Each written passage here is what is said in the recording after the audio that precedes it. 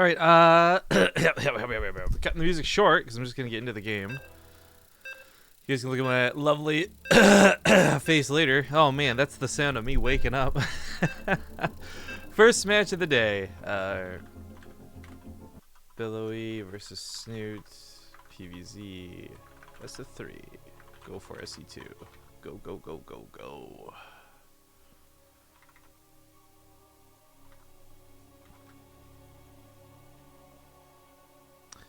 Okay, this is the Go for StarCraft Cup. I don't know. We don't normally cast this, just because usually our time frame wasn't very good for it. But I'm up at this hour from the last week of casting, and I figured why the heck not.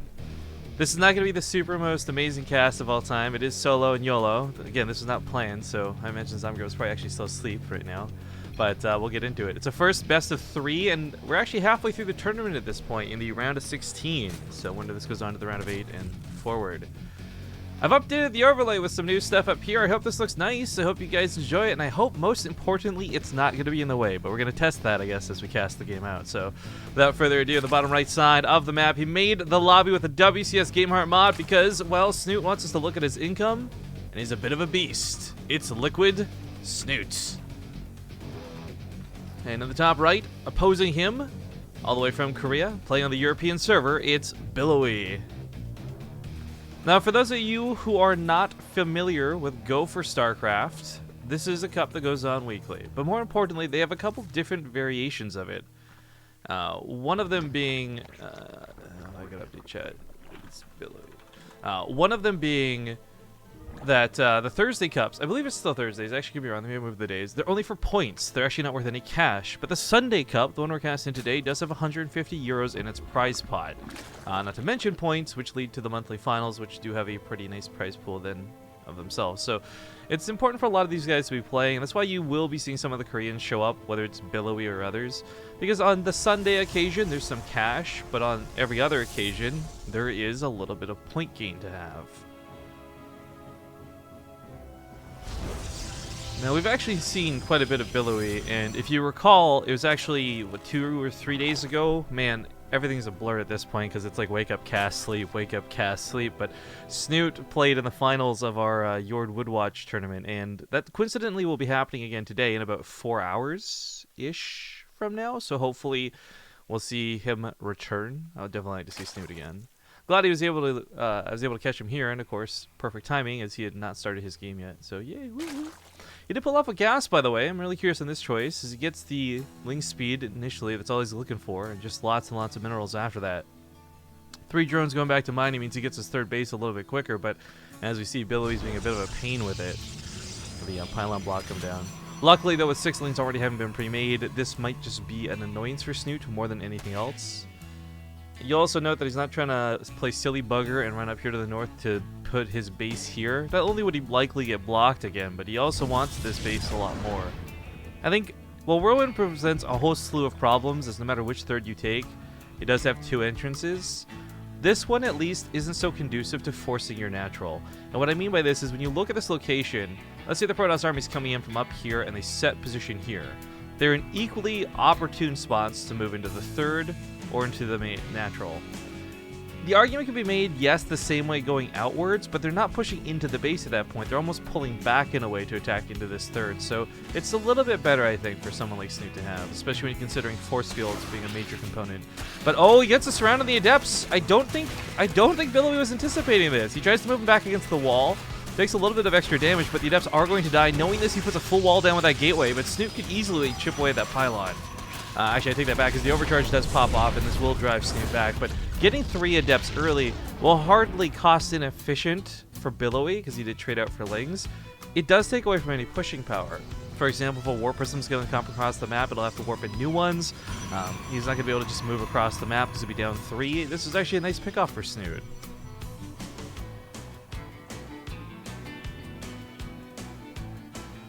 Third base gets planted down at a Billowy, and I'm not sure if Snute actually saw that or not. I feel like if he did, he would have gone up there with the lings, because a cancel could have been easily achieved before the pylon finished, but now that it's done, it will of course be guarded by the overcharge. Back at home, still just droning like a madman, getting that layer. He took his other gas as well, and we'll see what tech division Snute wants to go into. We're still seeing Mutalisks reign pretty supreme across most matchups, whether it's Terran or whether it's just Protoss.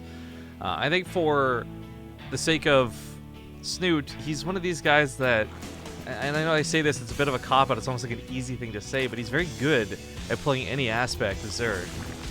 Like, whether he wants to be abusive and just go straight Hydras, as we are literally seeing everybody do Bailing Hydra right now, it's probably just as effective as if he was doing Mutas or Harass or otherwise. So for me, the game's not so much on Snute right now, because I know that the guy's bundled for full of possibilities and can do anything.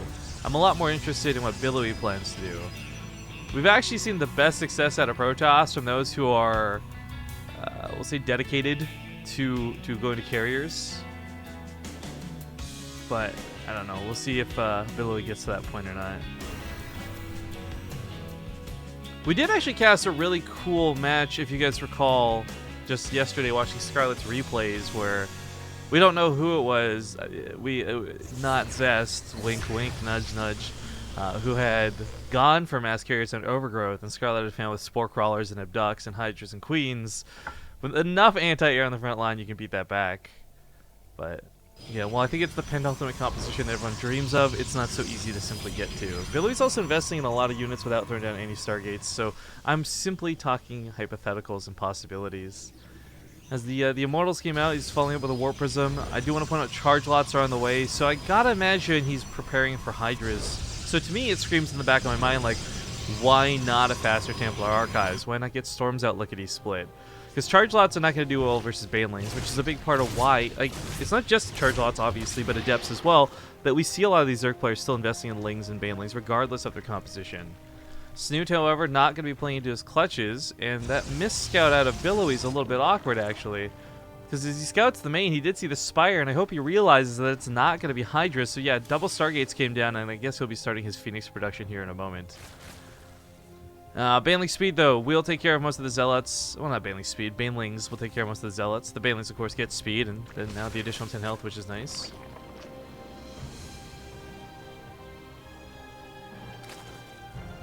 Top right, Billowy with a Warp Prism. Just going to be going around the outskirts of the map, looking to come sneak into Snute's main. No static defense, but a second hatchery finishing up means Snute's going to have a lot of larvae to work with. I do want to note he's also left a couple of units here in their main, just anticipating something coming his way. Maybe not knowing quite what it is. Meanwhile, we did have Snute get to the top left with those mutas. I saw them fly out earlier, but I didn't realize how quickly they had reached their goal. Oh no, my cat's run into my room. She's actually technically not allowed into my room right now because she's been peeing on things. Ugh, it feels bad, man, but you guys, unless you're cat owners who's experienced this, you don't know the strife. So these first couple charge lots actually do a pretty significant damage. They take out the Queen. They're going to threaten these Roaches. Snute does have to pull forces back to reinforce, and unfortunately, while this went on, I guess lost control of the muta, so all 6 died to those Phoenix. No way to actually clean up the Warp Prism without that anti-air. Kind of sucks when Phoenix are micro that good, right? I guess the overcharge, or no, we just had 4 cannons as well. So, okay, this third base was pretty locked down versus mutas. Never mind. Never you mind. Corruptors come out next, and for Snute, it is definitely about trying to hunt down that Warp Prism.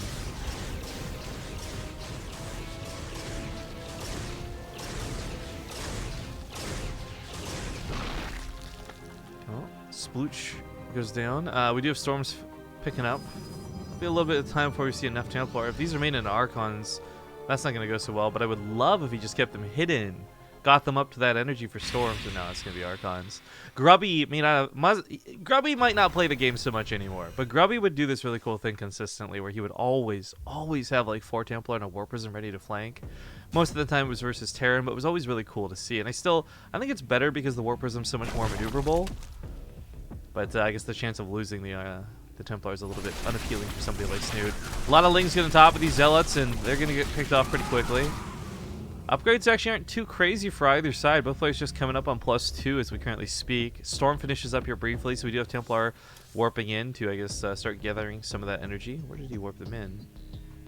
Where are they? No, did he cancel? Or just made more Archons? Or I swear I saw Templar on that production tab. I can't be that crazy, guys. I might be that crazy. Unless they're made over here. Oh, that's the new Archon he made out of it. Okay, there you go. Meanwhile, pretty big warping towards the main. He's actually going to go for more Archons, question mark? I really, please keep these for Storm. You got Storm finish up, man. You got to use it. Other side of the map, Snoot's got a pretty big attack geared up, ready to go, but there's not a lot for him to really hit. There's so many cannons at this base, and the natural base actually isn't that priority of a target. The spawning pool is going to be focused down here pretty quick out of Billowy, realizing Snoot's relying on this, but 57 banelings are already being made, and I don't think he's too worried about lings for a small amount of time. Reinforcement's sake for maybe, but Archons are completely clearing out the main. Meanwhile, Snoot's looking for the big bust on the other side of the map. There's no force field immediately. The sentry does get popped off before it gets a chance to go off, so the mineral lines are just going to explode. 18 probes go down. Snoot's losing drones, but Billowy's losing workers. This is actually not so great for either player. On one hand, Snoot's doing some fantastic damage on the other side of the map, but taking big damage in his main.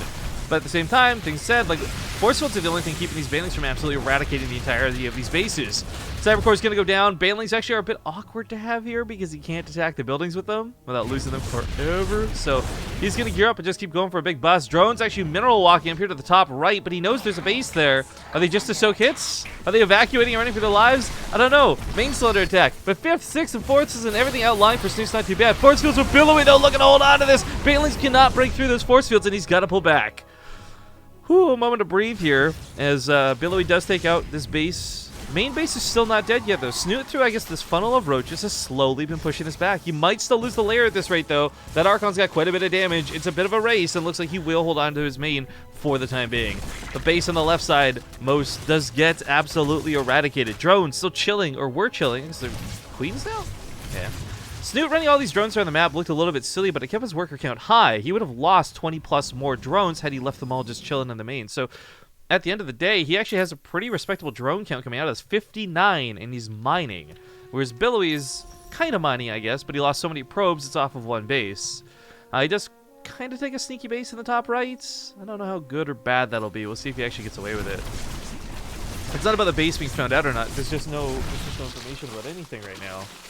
For Snute. He's been so focused on defending and getting back from that third. Void Rays is going to be really nice on top of this. Be able to absolutely shred those roaches to bitty bits. Meanwhile, oh, I feel so bad, guys. I gotta kick my cat out. She's like getting really comfy and stuff. Come here, Billy.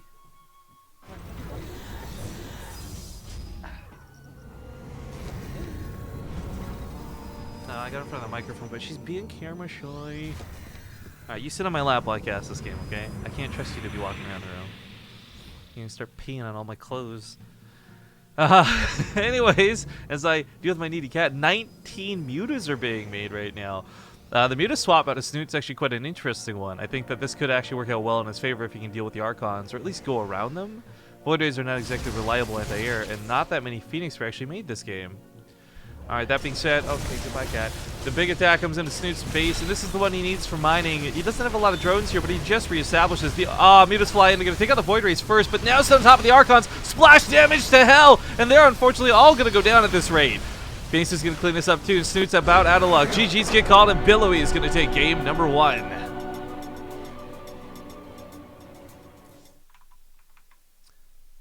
Very nice.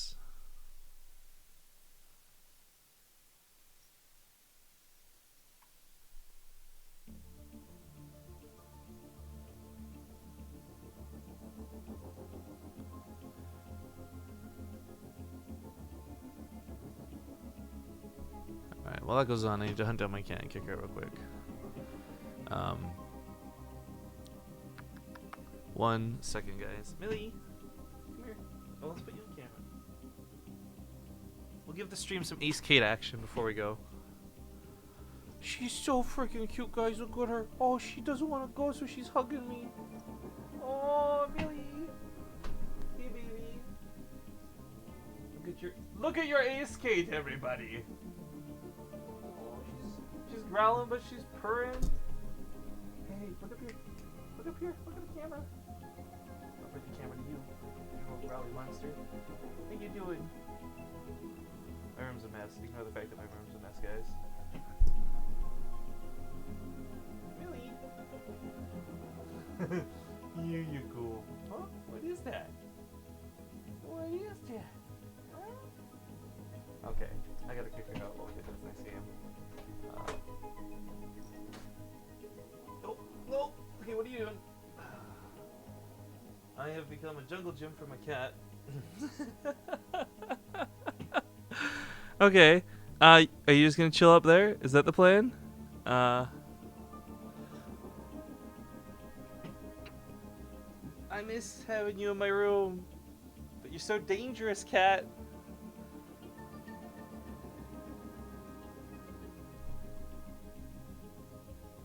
I don't think that was the only game. Let me ask. If that was like game 2 or game 3 or something. Ow, my back. Ow.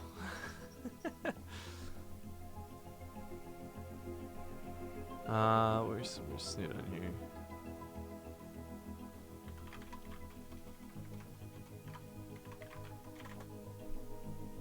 Unless, was that only a best of 1? Hang on. Maybe I thought that was a best of 3, but it wasn't? Oh, wait. Was that just best of 1? Oh, that might just be the case. Okay, well, let's see what else is going on here. We got Mana versus Showtime in a PvP. Maybe? I haven't done Go for StarCraft in so long, guys. I kind of forgot. I think they only do best of 3s at the round of 8s. Alrighty then. Billowy, mate. Alright, he's going up against Namsha. Hey, dude, can I cast you versus Billowy? Alright, well, we're going to get that sorted. I'm going to go deal with my cat. I'll see you guys here in a couple minutes.